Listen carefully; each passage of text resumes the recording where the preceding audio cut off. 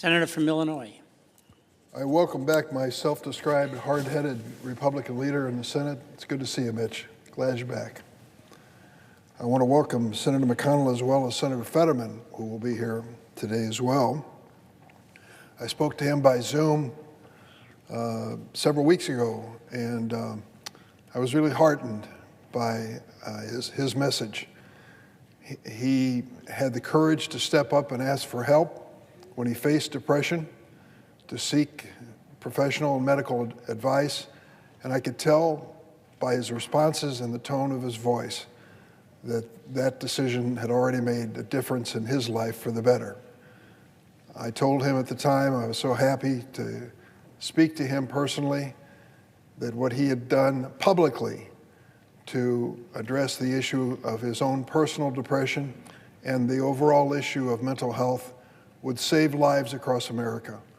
I believe people will be inspired to follow his example and seek help. We're fortunately living in a time and an age and a generation where the attitude towards mental health is much different than it was many years ago. There was a time when mental illness was considered not just an illness, but a curse, and people didn't speak about it. I know I had similar examples in my own family of people who were just speaking in whispers about the issues that related to my relatives. That's changing for the better. Our honesty and openness in dealing with mental health makes us a better nation, and people will have better lives as a result of it. I thank my colleague, Senator Fetterman, for stepping up and making the right decision in his life, and I'm looking forward to his return. On another topic, Mr. President, today a Russian puppet court sentenced opposition leader Vladimir Kara-Murza to 25 years in prison. For what? What did he do to merit a 25-year sentence in Russia? He had the nerve to criticize Vladimir Putin's invasion in Ukraine. This sentencing comes on the heels of, this is his photograph, incidentally. He visited my office several times before he made an incredible decision to go back to Russia and to confront the Putin administration. Now he is facing a 25-year sentence. It comes on the heels of reports that Russian authorities may be trying to slowly poison another opposition leader, Alexei Navalny, after a failed attempt on his life in 2020. Previously, Vladimir Putin tried twice to poison Mr. Kara-Murza as well. This kind of extrajudicial, extra-legal process has become all too common in Russia. Apparently, Putin's fear of Russian patriots like Navalny and Kara-Murza, who have only advocated for an open and democratic Russia that is at peace with its neighbors, knows no end. Vladimir Kara-Murza, Alexei Navalny, and so many other Russians are courageously pursuing a better future for their country. They deserve our support and solidarity. Mr. President, speaking on a different topic, I would like to ask consent to be placed at a separate part in the record. Without objection. Mr. President, this week the fate of women's health care rests with the Supreme Court of the United States. In the coming days, the justices are expected to decide whether one activist judge in Texas can single-handedly disregard decades of medical professional consensus, whether he can create chaos for doctors and women seeking abortion, and cut off access to reproductive health care nationwide. Remember when Justice Alito announced that the Dobbs decision would just give each state the authority to regulate abortion? It sounded so simple. 50 different standards for abortion, but each state can make the decision. Well, it's been less than a year since the court's right-wing majority issued that decision, overruling Roe versus Wade. Here we are, faced with the very real possibility that mifepristone, a pill, a drug, a medicine the Food and Drug Administration approved more than 20 years ago, could be banned or severely restricted all across the nation. So much for each state's experiment on the issue. This decision would affect the medication nationwide, even in states where abortion has been judged legal. So how do we reach this point? It starts with one federal judge in Texas, Judge Matthew Kacsmaryk, and his original attempt to upend our nation's drug approval process and ban mifepristone. You see, this drug's been on the market for over 20 years, approved by the Food and Drug Administration. This story really reveals the fallacy at the heart of the Dobbs decision. Justice Alito and the right-wing majority claimed that they were just going to settle the controversy over abortion by returning the issue to each state. But in truth, they just replaced controversy with chaos. The Dobbs ruling didn't resolve anything. It merely paved the way for activist judges like Judge Kacsmaryk to impose their radical agenda on everyone else, even in states which have voted to protect the right to abortion. Earlier this month, that's what happened. Judge Kacsmaryk in Amarillo, Texas, defied decades of scientific evidence to revoke the FDA's approval of the medical abortion drug mifepristone. The medication is used in more than half of the abortions in America. It is safe, it is extremely effective. In fact, studies show that it's safer than Tylenol and presents fewer risks than routine medical procedures like colonoscopy. In the past 20 years, millions of American women have used this drug to terminate an early pregnancy or to help manage a miscarriage with minimal complications. So this attempt to ban this medication isn't grounded in science, and it certainly isn't grounded in any concern about the safety of women. You see, Judge Kacsmaryk is a longstanding, outspoken critic of abortion. Just this weekend, the Washington Post revealed that this very same judge in Amarillo, Texas, failed to disclose to the Senate Judiciary Committee an article that he had co-written criticizing abortion rights when he was nominated to the federal bench. So why exactly did this judge, a known anti-choice radical, end up deciding this case with implications in the entire United States of America?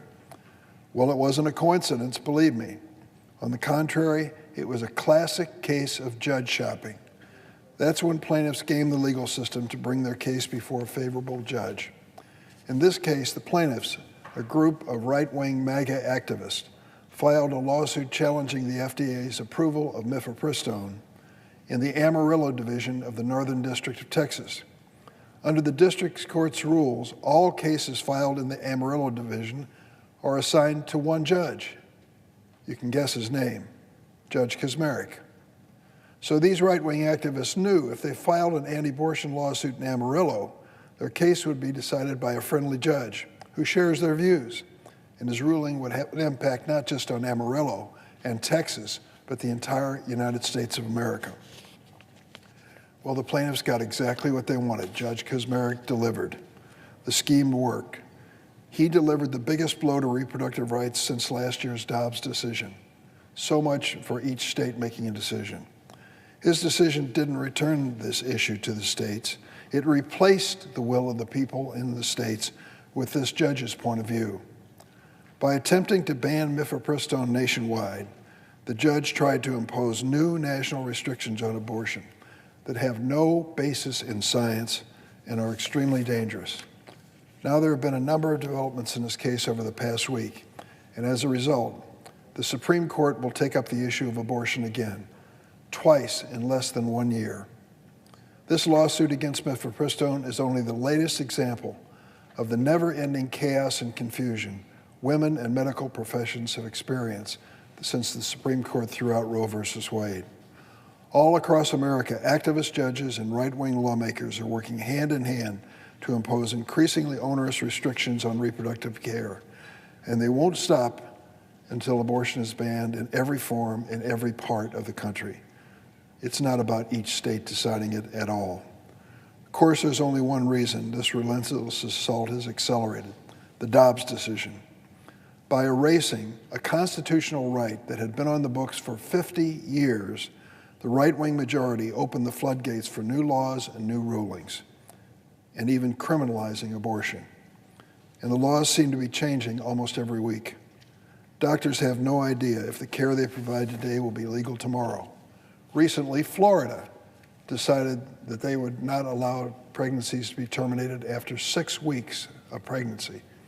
It's just a fact of life, and every person knows it, that it usually takes much more than 6 weeks for a woman to be certain that she's pregnant. So instead of ending the debate on abortion, the Dobbs decision has really opened a different debate. How far will we let this brand of political radicalism go? Look at how these attacks on reproductive health care have escalated. First, the Supreme Court overturned decades of legal precedent to revoke a constitutional right. That's the first time that's ever happened in the history of the Supreme Court, revoking an established constitutional right.